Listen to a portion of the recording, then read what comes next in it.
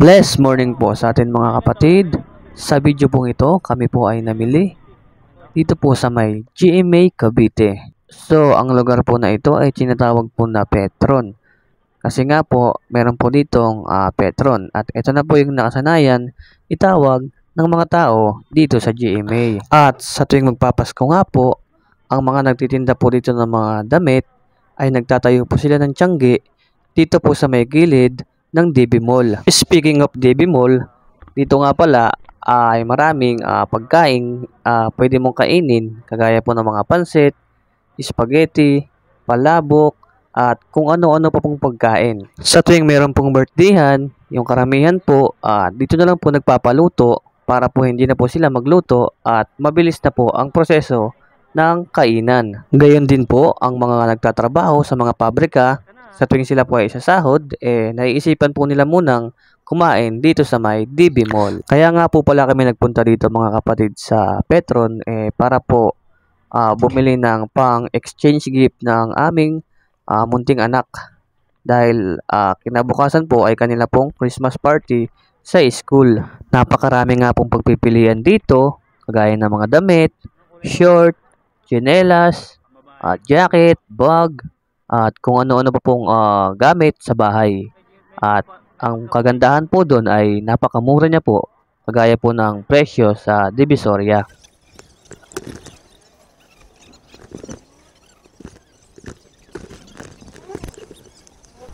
Kaya naman po, ngayon pa lang napakarami na pong taong namimili para po bumili ng kanilang ireregalo sa kanilang mga inaanak at sa kanila pong mga minamahal sa buhay. Shoutout nga po pala sa lahat po ng mga taga GMA. God bless po sa ating lahat. Naway ngayon pong darating na Pasko, maunawaan po natin ang meaning o ang totoong meaning ng Pasko sa ating pong mga buhay bilang isang Kristiyano. Dahil lang pinakamagandang regalo na pwede mong matanggap sa darating na Pasko ay ang makilala mo ng buong puso ang Panginoong Hesukristo at kung ano ang papel niya sa buhay mo. Kagaya nga po ng sinasabi sa John 3:16, sapagkat gayon na lamang ang pag-ibig ng Diyos sa mga tao dito sa sanlibutan, kaya ibinigay niya ang kanyang bugtong na anak upang ang sino man sumampalataya sa kanya ay hindi mapahamak kundi magkaroon ng buhay na walang hanggan. Sabi nga sa John chapter 1 verse 4, siya ang buhay na nagbibigay ng liwanag. Kaya kung meron kang Panginoong Hesukristo sa buhay mo, siguradong mas maliwanag pa ang buhay mo sa mga Christmas tree na nakasabit sa bahay nyo.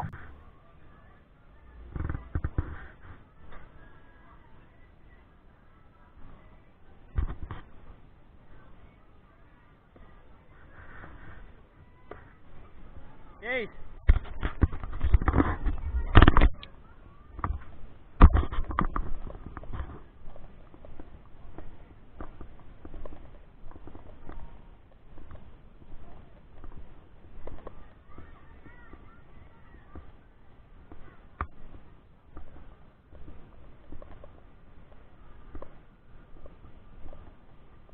Ito kayo upay.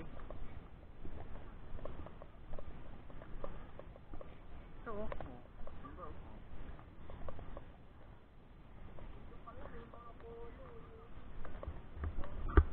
Nauna. Ayun oh, sa likod ko. Lane lang yun eh.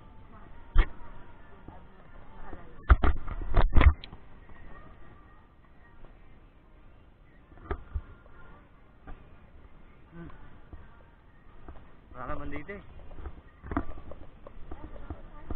500 lang pala sa paras dito.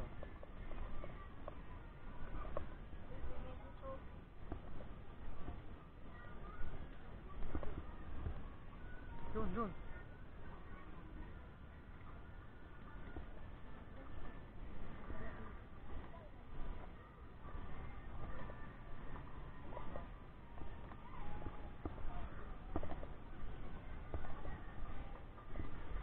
Parang lamait na yung lugar na to, no?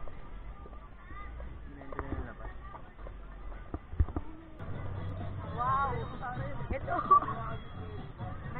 Alis. Ibibigay mo sa ano? Meron pa doon?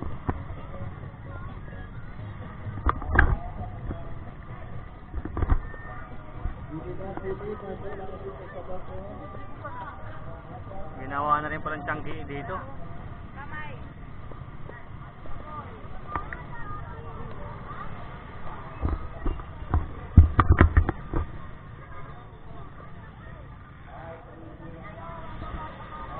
Pangit. Matigas. Hindi, tatagal. Punta tayo kaya naman. JC. JC, punta ako. Punta ako si JC.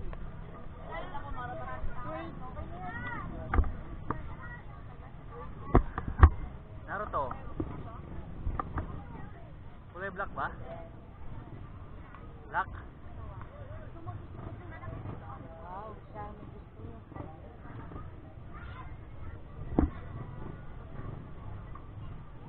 120 lang po yan sa mga clothing set.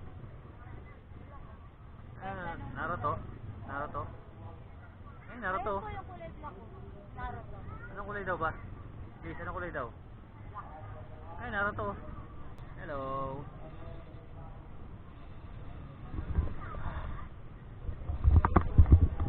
Yan.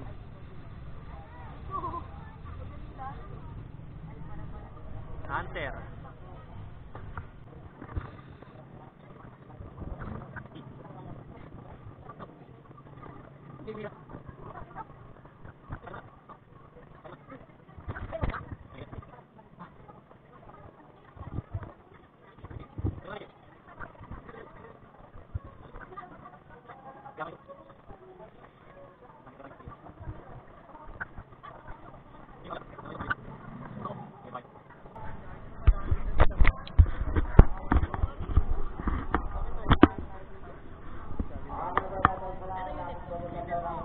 Kano ganito kaya? Ayun. 60 lang yan boss, 60. Gold. Charger.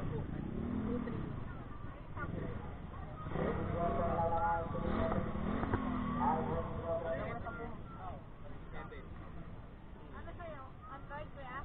Oo. Ito Android. 60 yung ganito? Yes, sakin mo mama.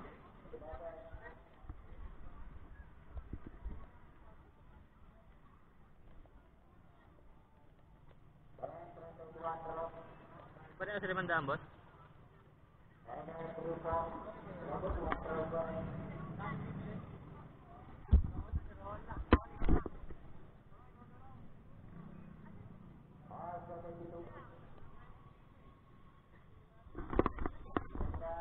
Ako na cellphone eh.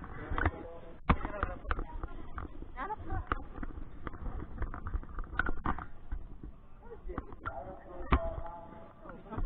Dyan.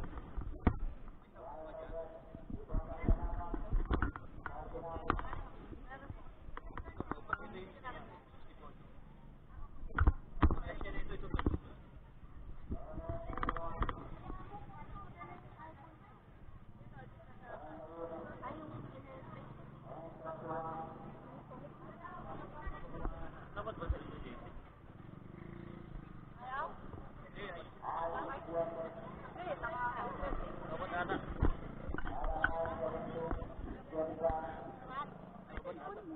Dapat ang cellphone. Dapat Dapat ako mo? Dapat? Dapat ba ito? Tayo mo?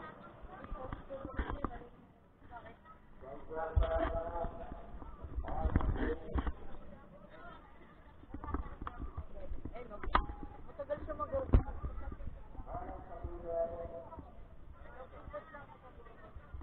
Kulay blue?